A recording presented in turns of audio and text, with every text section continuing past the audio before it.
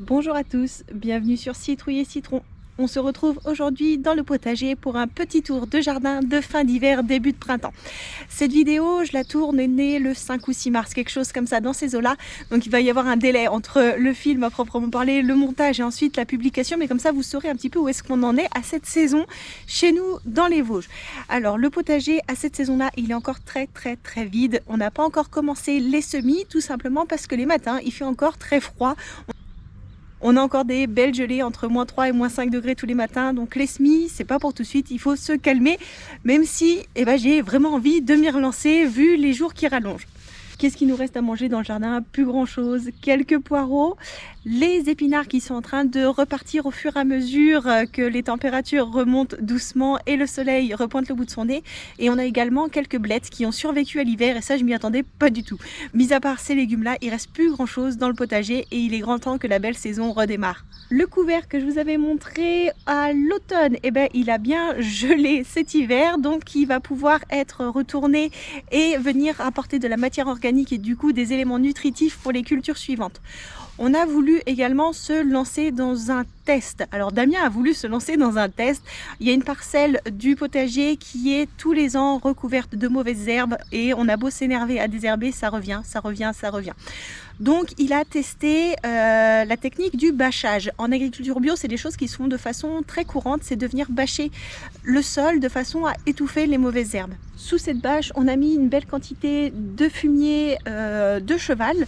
Donc ça va venir nourrir le sol et ça a permis également de réchauffer, parce qu'il était encore chaud, ça a permis de réchauffer le sol et peut-être on va voir d'accélérer la germination des mauvaises herbes. Affaire à suivre pour cette expérience. On a donc utilisé une bâche de récupération, on n'a pas acheté spécialement pour ce test-là et on l'a installé courant d'hiver. On va voir au fur et à mesure de la saison ce que ça donne, si ça a été efficace sur l'étouffage des mauvaises herbes, je vous redirai ça. Moi ce qui m'inquiète un petit peu c'est que c'est une bâche du coup qui est hermétique et j'ai peur que la parcelle là soit bien plus sèche que le reste du potager puisque du coup l'eau va ruisseler au-dessus. On va tester et on va voir ce que ça va donner. De toute façon, malheureusement, comme beaucoup de départements français, cet hiver, on a eu un très gros déficit de pluviométrie. Normalement, les Vosges, historiquement, c'est ultra humide. Et finalement, cet hiver, il y a eu très peu d'eau. Il a fait gris, vraiment beaucoup. Il a fait gris tout l'hiver. Par contre, on a eu très peu de pluie, on a eu très peu de neige. Donc les réserves du sol sont plutôt basses. Et ça, c'est le cas pour la majorité des départements français.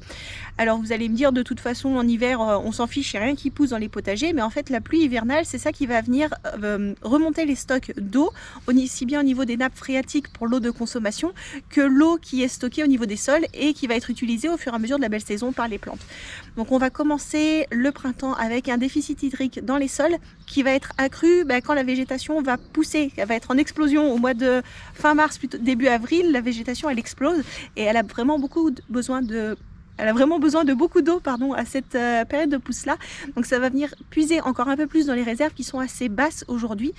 Donc on va bien voir comment la saison va se dérouler. Avec un peu de chance, il va pleuvoir régulièrement tout au long du printemps et de l'été et ça ce serait nickel pour les plantes plutôt que d'avoir des gros épisodes de pluie et des gros épisodes de sécheresse. Mais on n'a pas la main là-dessus, donc affaire à suivre, on verra bien par rapport à la capacité hydrique des sols. Jour après jour, à chaque tour de potager, on se rend compte que la nature est en train de se réveiller doucement mais sûrement. Il y a un certain nombre de petits arbustes qui sont en train de sortir leurs bourgeons. C'est le cas notamment de tout ce qui est cassis, framboise, les rosiers. Et je croise les doigts pour un certain nombre de plantes qui ont sûrement pris cher cet hiver. Pour vous expliquer, on a eu un hiver très doux, jusqu'au début décembre, quelque chose comme ça. On avait vraiment assez doux et... Une chèvre vient d'éternuer. Hiver très doux. Et du coup, on ne s'est pas énervé à se dépêcher à pailler les pieds qui craignent le froid. Et du jour au lendemain, on a eu un -17 qui est venu faire énormément de dégâts dans le potager. Les artichauts, d'habitude on les paille et ils passent l'hiver tranquillement. Alors il faut qu'on les paille assez tard dans la saison parce que ça n'aime pas l'humidité qui va s'accumuler dans la paille qu'on aura entassée au pied et ça risque de pourrir. Donc on avait pris tout notre temps par rapport à ça vu comme on voyait pas de froid arriver. D'habitude il y a toujours une période où ça baisse en température et on se dit c'est le moment de pailler. Cet hiver ça a été d'où paf, moins 17. Donc les artichauts, je pense qu'ils sont crevés parce que c'est pas une plante qui apprécie le froid. La Bretagne, ça pousse très bien en Bretagne. La Bretagne n'est pas réputée pour des températures négatives. Donc je pense que les artichauts, c'est mort. Il faudra qu'on en ressème. On a un pied de clématite également pour lequel j'avais de grosses craintes par rapport à cette survie face à la vague de froid.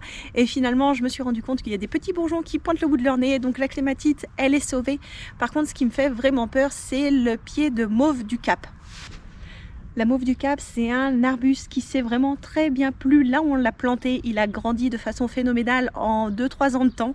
C'est un arbuste que j'aime beaucoup parce qu'en fait, il fait des petites fleurs en forme de clochette violette ou mauve qui restent toute l'année. L'hiver dernier, on en a eu vraiment toute l'année. Alors, elles avaient plus ou moins flétri, mais elles restaient là et ça apportait de la couleur dans le jardin. Jusqu'au mois de décembre, il lui restait des petites feuilles, il lui restait des petites fleurs jusqu'à temps que le moins 17 arrive. Et j'ai l'impression, tout a été cramé. Alors, pour le coup, je me suis dit, bon, c'est pas grave, c'est juste les parties extérieures qui sont mortes. Par contre, je me suis rendu compte hier en passant devant le pied que la base du pied a complètement éclaté. Et ça me fait penser un peu à une bouteille que vous auriez remplie d'eau et que vous auriez mis au congélateur. L'eau gelée prenant plus de place que l'eau liquide, la bouteille elle explose. Et ça me fait vraiment penser à ça en voyant l'état du pied. Alors si c'est le cas, je pense que l'arbuste est décédé et il faudra qu'on en replante un. On va voir au fur et à mesure, je pense qu'on va lui laisser quelques temps pour essayer de se remettre, voir si il reverdit, mais j'ai un peu peur. Dans les plantes qui m'ont épatée, il y a un pied de, je crois que c'est de dahlia, je redemanderai, je vous remettrai le nom si c'est pas ça sur l'écran, qu'on avait repiqué cet été. Alors déjà c'est pas la bonne saison pour repiquer des plantes, on est bien d'accord. Et en plus de ça, on a eu le malheur d'oublier de l'arroser parce qu'il est dans un coin du jardin dans lequel on va pas forcément. Du coup, pour moi, il était mort. Au mois d'août, de septembre, il était complètement crevé. Et finalement, malgré le froid, malgré la sécheresse, il est en train de repartir. Donc ça, c'est vraiment la bonne nouvelle de cet hiver. On a aussi récupéré des pieds de thym, de la sauge, des choses comme ça qui ont été jetées à la déchetterie alors qu'il suffisait de les repiquer. Donc le thym, ça m'inquiète pas, il a plutôt une belle tête. Il y a des pieds qui, je pense, qui ont pris un peu cher à la déchetterie, donc on va voir s'ils repartent.